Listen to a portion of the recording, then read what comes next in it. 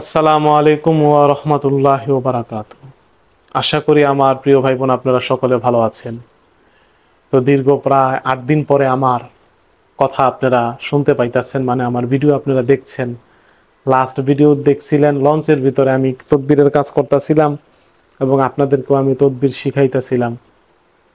তো মহরম মাস চলে আসছে এবং আমি আসছি ওইখান থেকে আইসা ব্যস্ততার ভিতরে চলে গেছি।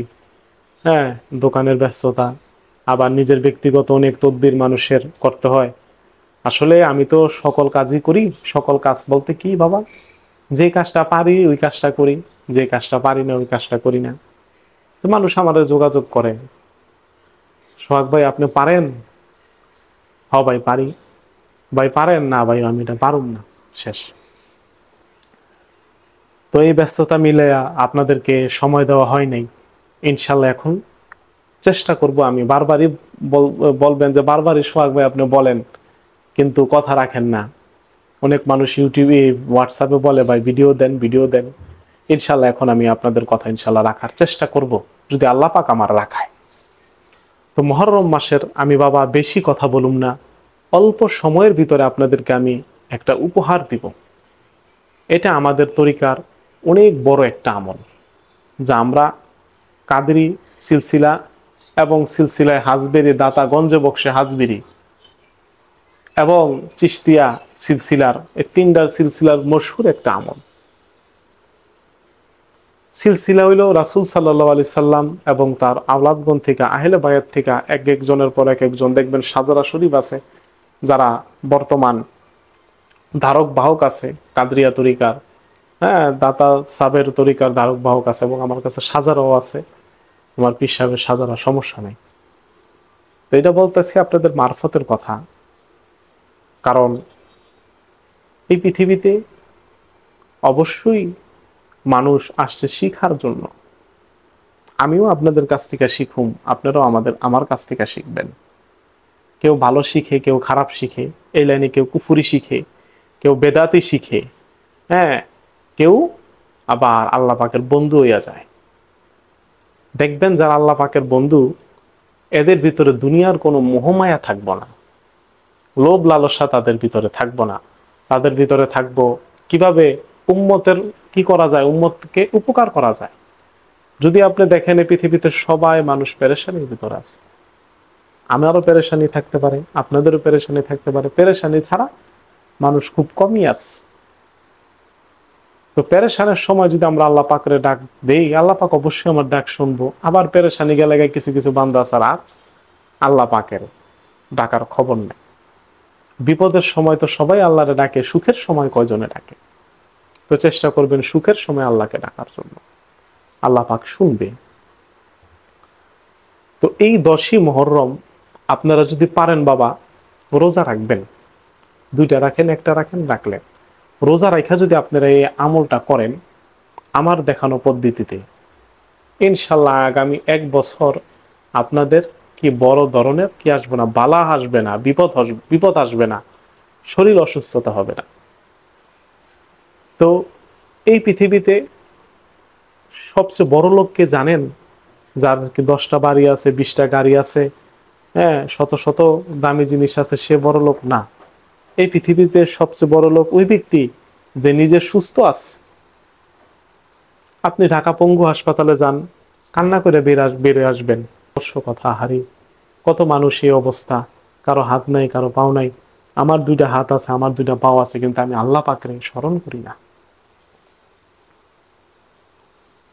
আহা, তো যদি আপনারা আমার নিয়ম অনুসরণ করেন, আগামী 1 বছর যদি আপনার পেটে বাবা হালাল খাবার থাকে এবং আপনি সাচ্চা একজন ইমাম হোসাইন রাদিয়াল্লাহু তাআলা আনহুর প্রেমিক হন, হ্যাঁ, তাকে মন থেকে ভালোবাসেন, কারণ সে আহলে বায়াতের সদস্য, মাওলা আলী রাদিয়াল্লাহু তাআলা আনহু, মা ফাতেমাতুজ জোহরা রাদিয়াল্লাহু তাআলা আনহার নয়নের মণি হযরত ইমাম হোসাইন রাদিয়াল্লাহু তাআলা আনহু, ওনার প্রতি যদি কারো ভালোবাসা না থাকে, আমি বলবো সে মুমিন না, সে হইল মুনাফিক। সে মুমিন না, সে হইল মুনাফিক। ইমাম হোসেনরে ভালোবাসতে হবে। আবার আছে দেখেন কিছু কিছু মানুষ ইমাম হোসেনরে ভালোবাসতে যাইয়া অনেক বেদাতি কাজ করে। বাবা বেদাতি কাজও করা যাইব না। যেটা কোরআন সুন্নাহ সমর্থন করে আপনারা ওই কথা বলবেন। আমি তো বাবা মুফতি না, আমি মাওলানা না, আমি হলাম সাধারণ একজন গবেষক, কোরআনী আমল গবেষক, গবেষণা করি, তদবির গবেষণা করি, তাবিজ গবেষণা করি। তো গবেষণা করার সময় অনেক উর্দু কিতাব পড়া হয়, এলমের তাসাউফের কিতাব পড়া হয়, অনেক সময় অনেক বুজুর্গদের আমল পাই, আবার অনেক মানুষের পায়ে হাইটে আমল সংগ্রহ করি যারা আমল জানে। তো 10ই মুহররম যদি এই আমলটা কেউ করতে পারে, আলহামদুলিল্লাহ আগামী 1 বছর কেউ ল্যাংরা লুডার বইব না, মানে শরীরের উপরে বড় ধরনের কোনো বিপদ আসবো না। সুবহানাল্লাহ। আল্লাহ পাক আমাদের সকলকে ভালো রাখুক। 10টা খেজুর লাগবে, 10টা খেজুর, 10ই মুহররম রোজা রাইখা যদি আপনার আমল করলে আমলের ফয়েজ 1000 গুণ হয়ে যাব। আর যদি কেউ রোজা না রাখেন তাইলেও আপনারা করতে পারেন, কিন্তু আমল করবেন ঠিক যখন মাগরিবের আজান দিব তখন। যদি রোজা রাখেন তো আলহামদুলিল্লাহ, আমল কি, আপনি সকালবেলা খেজুর নিবেন 10টা, বা আপনি মাগরিবের আজানের আধা ঘন্টা আগে খেজুর নিতে পারেন 10টা। ওই 10টা খেজুরের ভিতরে আপনারা সূরা ইখলাস পড়বেন 50 বার।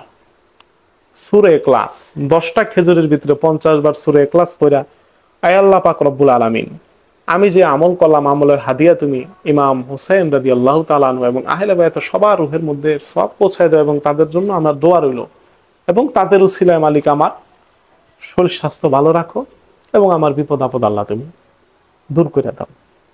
এই কথা বলা শেষ, আগে 50 বার সূরা ইখলাস পড়বেন, আগে পরে তো দুরূদ শরীফ আছেই, তারপরে যাই আপনি আমলটা করলেন। কিভাবে? মোনাজাত নিয়ে শেষ, এরপরে ফু দিবেন একটা, এরকম ভাবে ফু দিবেন যেন সমস্ত খেজুরের উপরে ফুগুলা লাগে। এই হইল আপনার আমল, মাত্র একদিন।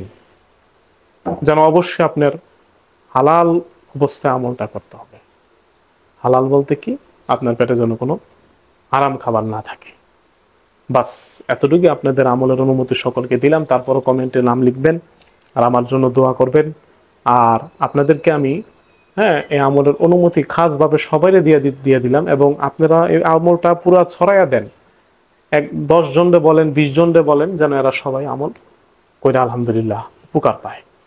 এবং আপনাদের যদি কোনো আধ্যাত্মিক সমস্যা থাকে আমার সাথে যোগাযোগ করবেন। আল্লাহ পাক আপনাদেরকে ভালো রাখুক। আসসালামু আলাইকুম ওয়া রাহমাতুল্লাহি ওয়া বারাকাতুহু।